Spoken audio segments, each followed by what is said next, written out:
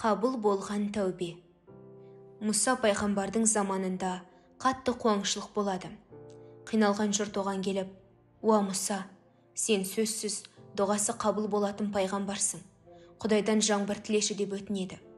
Мұса пайғамбар жұртын жинап жамағат болып тасаттық беріп, жаңбыр тілеп дұға жасайды. Алладан жауын сұрайды, бірақ тамшы тамбайды. Біраз уақыт өткен соң Алладан: «Уа Мұса, қауымыңның ішінде 40 жыл бойы күнә жасап жүрсе де, осы күнге дейін бір рет күнәларына кешірім сұрап, шынайы тәубе жасамаған күнәһар адам бар. Сол сендердің іштеріңде болған кезде дұғаларың қабыл болмайды» деген аян келеді. Мұса пайғамбар аянды халыққа айтып, 40 жыл тәубе етпеген адамның жамағаттан ажырауын сұрайды. Сол сәтте күнәһар күбірлеп: «Уа Аллам, мен дәл қазір жасаған күнәларым үшін өзіңе шынайы тәубе келтірдім. Менің кесірімнен қауымыма қиыншылық бере көрме.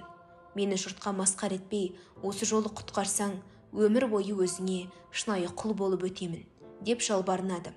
Көп өтпей жаңбыр сіркіреп жауа бастайды. Мұса да халық таң-таң. Мұса Алладан: «Уа, жаратушым, өзің айтқан тәубесіз күнәһар пендең арамыздан ажырамаса да жаңбыр жауғыздың. Мұның хикметі не?» деп сұрайды.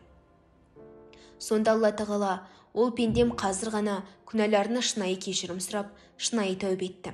Тәубесін қабыл алдым» дейді. Сонда Мұса: «Алла Тағалам тәубесі қабыл болған сол бақытты адамның кім екенін маған білдірші» деп өтінеді. Алла Тағаладан мынадай жауап келеді: «Уа пайғамбарым, ол 40 жыл бойы тәубесіз жүрген кезде оны адамдардың алдында масқар етпей, күнәларын жастырған едім.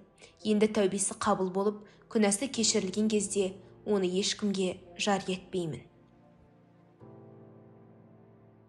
Видео ұнаса лайк басып, арнама тіркеліп, қоңыраушаны баса кетіңіз. Келесі видеода кездескенше. Ассаламу алейкум ва рахматуллахи ва баракатух.